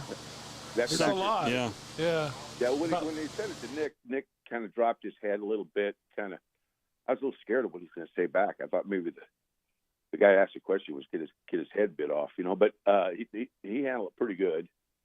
And 31's a lot of sacks, you know, and it's a lot of sacks for a mobile quarterback. Although the misconception a lot of times is that mobile quarterbacks don't get sacked. Mobile quarterbacks usually get sacked more than quarterbacks who aren't mobile, because quarterbacks who aren't mobile tend to get rid of the ball. But mobile quarterbacks tend to want to run around a lot, and before you know it, you know, they get trapped and taken down. But that is a lot of sacks in 7 games. By comparison, Michigan's been sacked 6 times.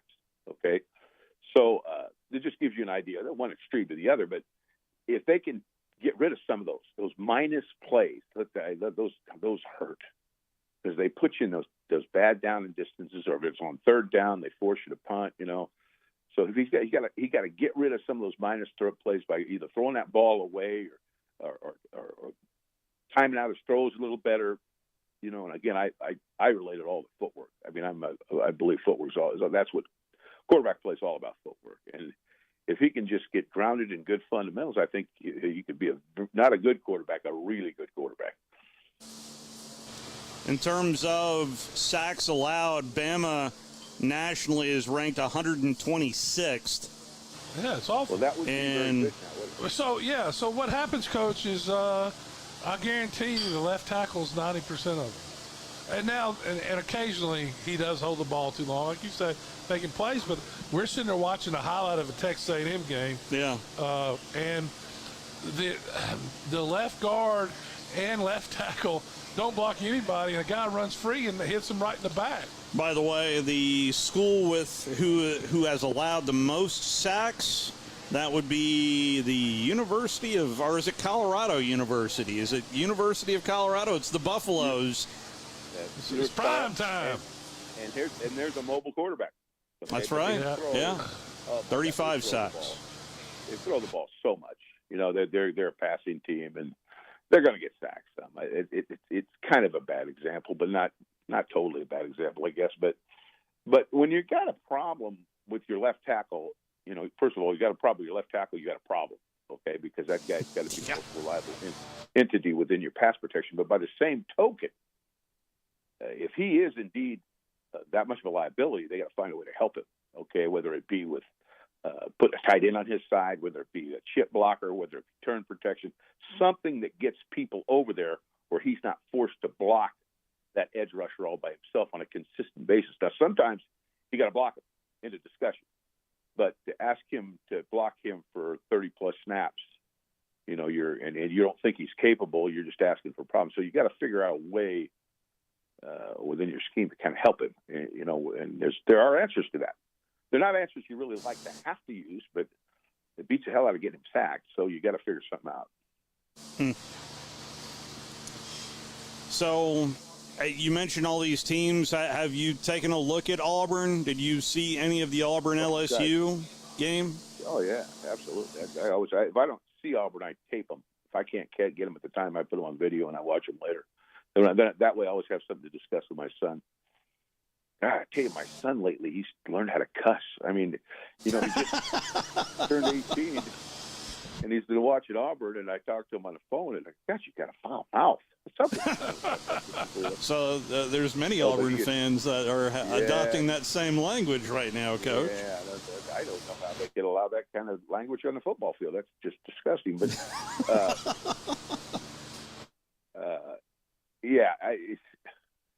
this is watching Auburn. I think they're pretty good on defense, although there were times they didn't look that great last week. But I think they're pretty good on defense. They look like they're pretty, decent at stopping a run and all that. Offensively, they have a good running game for the most part. But I just watched Peyton Thorne. Now, remember, guys, I watched Peyton Thorne for 2 years here at Michigan State. Oh, yeah. And he just doesn't look comfortable to me in that style of play. Now, he's not accustomed. At Michigan State, they weren't a big RPO team. And I know that early on they weren't running a lot of RPOs at Auburn, but now they are. But they either change the play caller or just change the approach. I'm not sure which. But now he's a capable kid. He can run. He's got a good arm, and he's proven to be accurate. But just watching the last 2 or 3 games, there's just times he looks a little confused to me. And I don't know. Maybe I'm misreading that. I don't know. But he doesn't look as settled as he did when he was at Michigan State. And 2 years ago, when they won 10 games, he was nails. I mean, he was hitting clutch pass after clutch pass, running, getting them out of jams on third down. But remember, then he had a good running game. He had Kenneth Walker. He had his best friend in the running game where they weren't completely dependent on him. Now, I thought when he went to Auburn, and Auburn's reputation as being, a good running game team forever, I thought it'd be a nice fit. They'll run the ball well, take the pressure off him to be the hero all the time, and he'd do fine. But I guess he just doesn't look completely comfortable in that style. And maybe it's just a matter of time, and maybe I'm overestimating it too. I don't know. Coach, this last game, everybody on the sideline looked confused when the offense was in. It wasn't just him. It was everybody. No. And you know what? One thing, and I know this, if you don't have a real experienced group and you're transitioning systematically, that can happen. That's not unusual. That happens to a lot of people, okay? But as they learn it more and they do it more and they don't have to think about it as much, they get better at it, But the transitional growing pains that go with that can be excruciating sometimes. I mean, hell, I remember when my first year at Auburn, Alabama lost to Louisiana Monroe. That's right. I don't think Monroe can play with them these days. And all this happened was Alabama got their system of defense in. They got their system of offense in. They got a great head coach, and as Nick always says, it's a process. If I had Nick there, I'd say that about 1,000 times. It's a process. Well, he's right. It is a process, and once the process took, Alabama became Alabama. Well, maybe, I don't know, I give Auburn the benefit of the doubt that it's a process, and maybe they're still learning what to do systematically. But in the process, in that process, or in the interim, they're taking a lot of hits because at times they just don't look very good. And now they've got Ole Miss this weekend, Coach, and yeah, that ain't gonna got them at home though. That gives them. It is at home, but that's a dangerous offense as well with Lane Kiffin. Yeah, they are. They're RPO team. Lynch usually got a good quarterback. I've watched them play in the game a couple times, and their defense looked pretty vulnerable. Although, I don't know if their defense is bad, but the games I watched, they look very vulnerable to me. So if Auburn could put a plan together and execute the plan, get the crowd in the game a little bit, they're going to beat Ole Miss. They can beat Ole Miss, but they've got to have some consistency at not just quarterback, but a lot of different positions.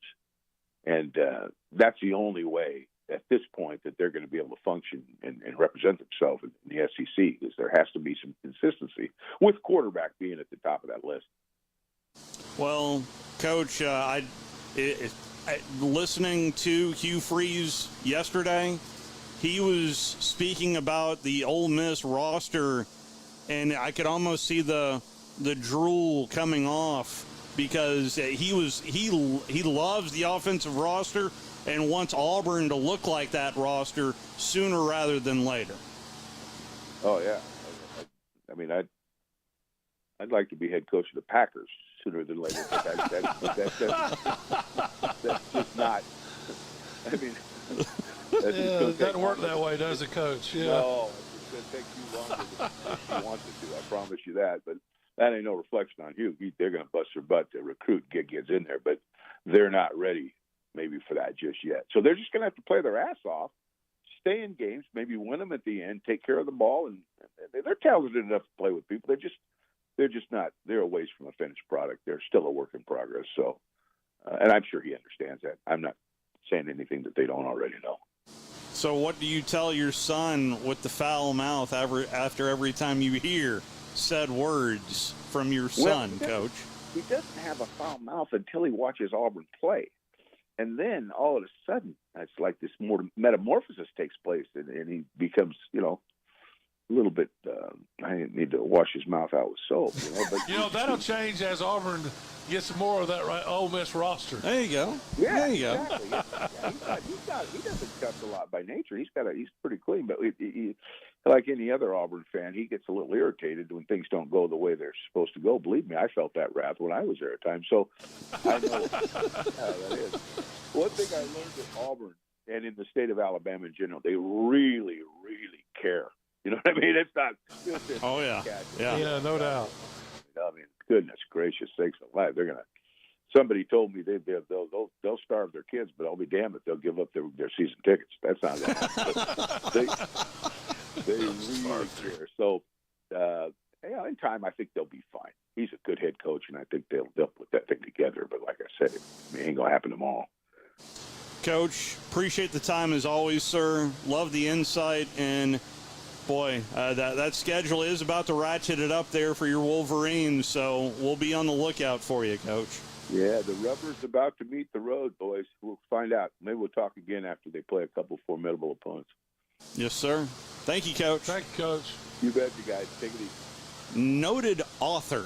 Yes. Of Deny the Tiger. That is Al Borges. Always really good insight. We've had a couple of good coaches with really good insight, and Coach Crow and Coach Borges. Let's go ahead and take our first time out. The final 25-ish minutes belong to you. We'll be back. Log on today, 977ESPN.com. You're listening to The Drive with Wes Neighbors and Steve Moulton on 97.7 ESPN The Zone. Looking for your next game day party destination? Well, think outside the box and kick back at Flosa Premier. And you may be thinking, isn't that the trampoline place? Of course it is. But it's also the one-stop spot for all things fun. And if kicking back with the boys to watch the game is your jam, then you're in the right spot. Jump or not, Flo tends to all ages, meaning while you sit back and watch the game, but little Jimmy's having the time of his life perfecting that front flip he most definitely wants to show you. You got this, Jimmy. So next time you think Flo, think fun for everyone. You've got to experience Toyotathon at Bill Penny Toyota. They've got the selection with over 700 new Toyotas to choose from. And they've got the extras with Bill Penny perks and a 10-year unlimited warranty. So get on over to Bill Penny Toyota today and experience Toyotathon. Bill Penny Toyota in Huntsville and online at BillPennyToyota.com. Bill Penny's Toyota 10-year unlimited warranty is valid through the 10th year of ownership. Valid on new vehicles only. See dealer for details. Ann Adams with Berkshire Hathaway Rise Real Estate is the one name to know if you're buying or selling real estate. With years of local experience, Ann Adams offers buyers in-depth knowledge of the local housing market and will narrow available properties down to those you'll be interested in so you can save time when shopping for your new home. If you're ready to sell, Ann offers a seamless process using accurate pricing and expert negotiation skills to make sure you get a fair price for your home. Call Ann Adams today at 256-337-2625 or log on bhhsriserealestate.com. Isn't the story of the prodigal son an amazing story? Basically, a rowdy boy who literally wished his father dead, ran away, and consumed his wealth with hard and fast living. Yet the father looked for his return every day, and when the boy got tired of eating pig slop, he decided to return. What did the father do? As soon as he saw that boy, he ran to him, threw his arms around him, and killed the fatted calf for a great celebration. Hey, I'm John Dees, pastor of the Cross Point Church. If you're looking for a church home, come see us, smack dab across the street from the YMCA in Madison. Tom Abraham here for my friends at North Alabama Mortgage. Are you thinking about home improvements? Well, use your equity now and refi later. Or use your equity to eliminate consumer debt forever, then refi to a lower rate and shorter term when rates drop. North Alabama Mortgage can also help you if you're thinking about buying an investment property or a second home at the lake or the beach or in the mountains. We have great programs to make that happen. Visit NorthAlabamaMortgage.com to learn more. That's NorthAlabamaMortgage.com. When you call most roofing companies, all you'll hear is, you need a new roof. Not when you call Fleming. At Fleming Roofing and Restoration, we're focused on your needs, whether it's an easy repair or a full roof replacement. Folks around here have trusted Fleming since 1965 for all their residential and commercial roofing needs. And as the area's storm damage experts, Fleming knows all the ins and outs of the insurance claims process. Log on FlemingHSV.com to schedule your free estimate today. Fleming Roofing and Restoration. We show up. These days, saving time is important, and saving money is even more so. That's where Eagle Masonry and Insulation comes in. Over the years, Eagle has expanded their services to meet the needs of folks like you in our area. If you're ready to lower your utility bills, Eagle can insulate your home and help you save money with fiberglass, spray foam, and cellulose insulation, and can help you decide what's best for your project. Call Eagle Masonry and Insulation today at 256-755-1556. Eagle saves you time, and Eagle saves you money. Listen to the Bama Recap Show each Sunday morning at 11, presented by Freedom Marine Center on 97.7 ESPN, The Zone.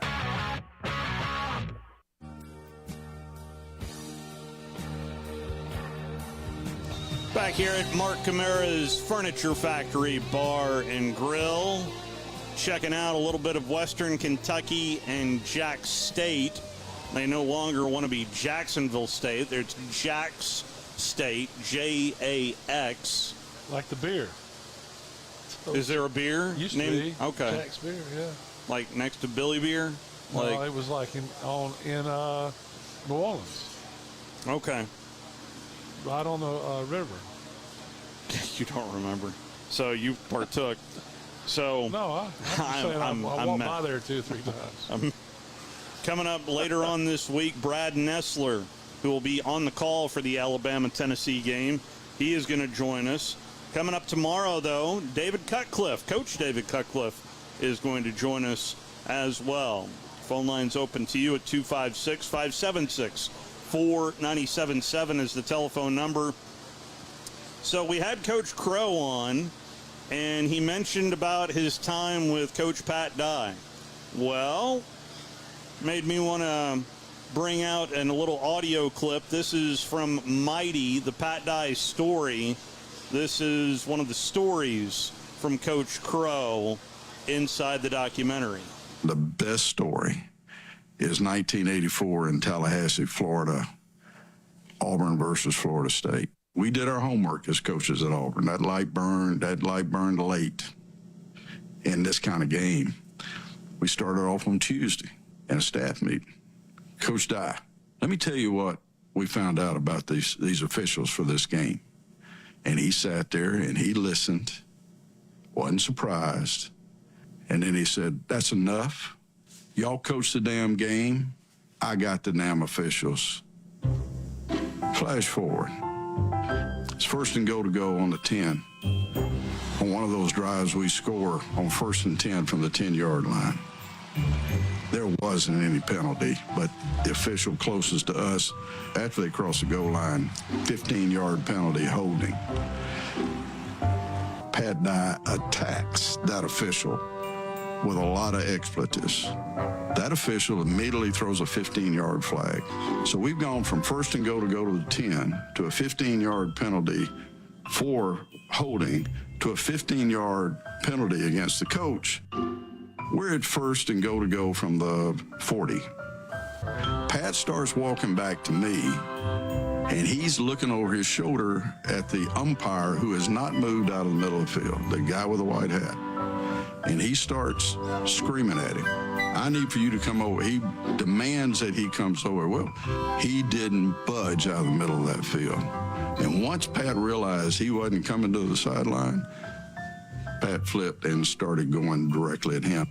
Listen, you blankety blank, if I see one more damn flag, everybody in this country is going to hear the story about who you are and where you come from. He walks up to me, he says, well, I mean, just as, this is the shocking part, as calm, it's over with. He says, well, Jack, 1st and 55. Let's just get a field goal out of this.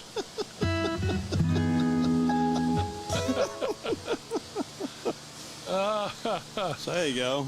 Little Pat Dye story there, courtesy of Coach Crow. Yeah, not many first and 55 plays. Yeah. Is that? I wonder if that's the same game though. They ended up with the Florida State. Yeah, I went there in my head too, thinking that they had. How many times did they play Florida State at Florida State? I wouldn't think. We need to ask Coach Crow that the next time he comes on. I think Auburn ended up winning that game though, didn't they? I think they did. Pretty sure they did. I referenced about Hugh Freeze talking about the Ole Miss offense. Enjoy. Yeah, they're similar. They go faster than LSU. I mean, LSU's not tempo all the time. I mean, Lane and Charlie are, they want to go fast all the time, and that's hard to prepare for sure. They do a few more things in the run game than LSU, and probably in the pass game too. But, their quarterback's playing at a high level. I think's only turned it over, 2 times. Talented receivers, great running backs. O-line's really solid. I hadn't watched too much of their defense yet. I'll do that this afternoon. But I know my guys said they're playing extremely hard on defense for sure, and obviously are stopping people for the most part. So I think you got a complete team, and give credit to the job Lane's done there, and when he took over and has built it back into a competitive top 25 program. This is how the press conference ended. Yeah, you've said several times you're here because you like tempo and your RPO. When you get this roster fully realized, 2 years, 3 years, whenever, is that what Auburn's going to be? Absolutely. You're going to be like Ole Miss is now? I hope. I like those stats I see from them. That is Hugh Freeze. Yeah, I don't think it can come soon enough right now. Yeah. I mean, the fears I had about Auburn have come true. Their offensive line is subpar. The receivers are subpar. And I do think they have talent at quarterback. I don't think those guys are bad. I just don't. So you just think they're confused? No, yeah, I think it's confused. They don't know who the quarterback is. When they're going to get pulled, when they're not going to get pulled. I think they need to go back to as coach. One and done? Yeah, no, more of hey, know who you are. You got to be something, though, right? And I think if you're Auburn, you want to shorten the games, especially against, listen, LSU has the best offense. They didn't match up well. Auburn has chances to win these games at home, though. They'll have a chance to beat Ole Miss. They'll have a chance to beat Alabama, for that matter, if they can get Alabama in that trap. If it's a night game, yada yada yada. Mm-hmm. They have chances to win these home games. It's going to be hard for Auburn to win one on the road. I think they do play Vanderbilt later on, but even they do. They're at Vandy. But you're going to have to play good at Vandy. It's not like it's Vandy will be able to score some points on Auburn. Yeah, you have to score some points, and they just don't look like they know who they are right this second. And hopefully they can find it this week. Vandy adopted a lot of stuff that UAB did on Georgia offensively, and it worked for the second time. And so I think you're going to see more of that. Of course. Yeah, until you stop it. Florida. You remember Alabama's still seen run blitzes they saw a year and a half ago. So, yeah. Yeah. And if you can't stop it, they'll keep running it till you can. And then they'll still throw it in there every once in a while just to see if to check on it, see if you worked on it that week or not. Here's your injury report for the Tennessee Volunteers. Did see Omar Norman-Lott or David Hobbs. Any status updates on those guys, and also Mincy? Yeah, I believe all those guys will be ready as we go through this week. Anticipate those guys being ready to go. Coach does want more explosive plays. There's no doubt that this team is morphing into more of a run-heavy team and switching from what we saw last year, but just catering to what he has. But Coach wants more explosives. We've had guys open. We haven't hit them. Communication's been off at times. We just got to be a little bit better. It wasn't pretty on Saturday. I'll be the first to admit that. But it's not that far off either. We got to do ordinary things at a really high level. It never is as bad as it seems or as good. I always say that, and it's the truth. I mean, one or two plays here or there, you got to make them, but you got to execute to make them. And to me, Tennessee can win this game. I'd like to ask Jimbo Fisher tomorrow about the Tennessee-Alabama game. Oh, yeah. But, I mean, Jimbo's got other issues that I'm sure he's dealing with in College Station. Yeah, Jimbo looks down. Even he's not believing the stuff he talks now. So, and nobody else is either. So, there's a team that I think they've gone backwards since they played Auburn, the second half of the Auburn game with their offense. They're just having trouble scoring points. Is Connor Wegman, was he really that important? No, I don't think it's him. I think it's the offensive line struggle. They couldn't block Alabama. I mean, they made a couple plays that were just, Alabama gets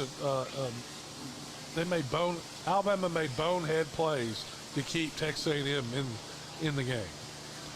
You look at Tennessee.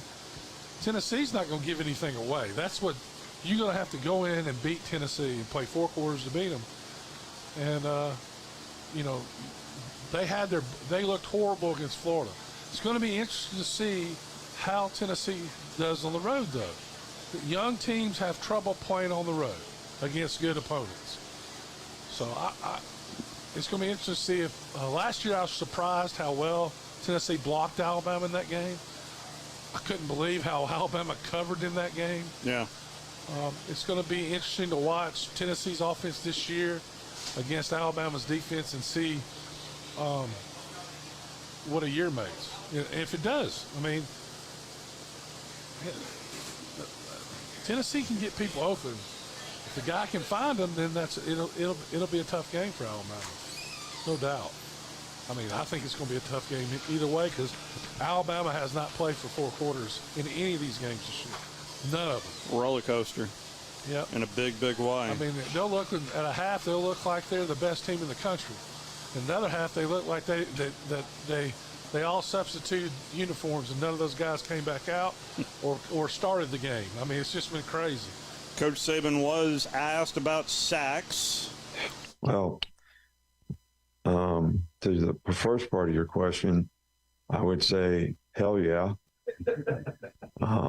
To the second part is I do think we have guys that are capable. I think it goes back to that same attention to detail. I mean, there's little things like in certain protections, I know I have inside help. So why would I get beat outside? Does that make sense? So these are not all capability issues.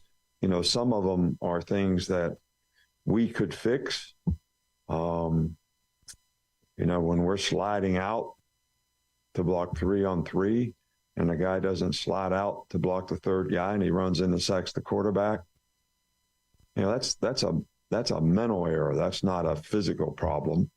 So it's a combination of all those things that need to get cleaned up with better communication, better execution, and maybe the more knowledge and experience that we get, the more we'll be able to be more effective and consistent in those areas. So listen, some of the, I guess Texas A&M, you have the left tackle and left guard, and there's a guy right outside of you. There's nobody inside. Why in the world would you ever step to your right? Why would you just let the guy, there's nobody to block him. Who's going to block him? If you're I'm asking myself that question. Yeah. Where are you going? Yeah. Why? Right? And I was talking about when they lined up somebody to help him. Yeah. He got beat around. He had help to the inside. They had the damn fullback come in there. The guy stepped in. He gets picked by all he has to do is back straight up.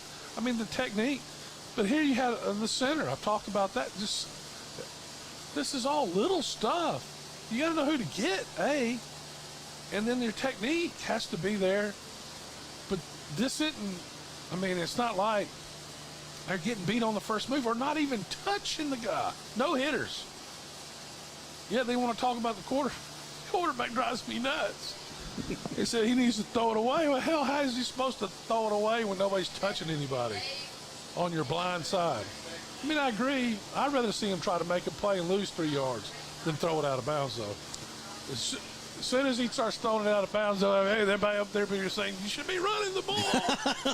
So, when he threw it out of the end zone and the crowd booed, I was thinking, what are you doing? Yeah, that was a smart play. Yeah, I don't know. Anyway.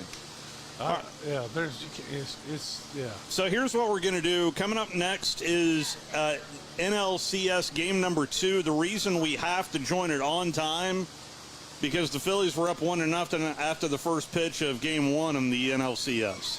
We have to get the full game in for obvious reasons, as the Diamondbacks, they lost their first playoff game of the postseason yesterday, and they'll go with Merrill Kelly on the mound, who has yet to give up a run this postseason. Aaron Nola going on the mound for the Filthies. That's coming up next. We appreciate the Furniture Factory for hosting us. We will talk to you tomorrow right here on The Drive. So long, everybody. You're listening to The Drive with Wes Neighbors and Steve Moulton on 97.7 ESPN The Zone. Ann Adams with Berkshire Hathaway Rise Real Estate is the one name to know if you're buying or selling real estate. With years of local experience, Ann Adams offers buyers in-depth knowledge of the local housing market and will narrow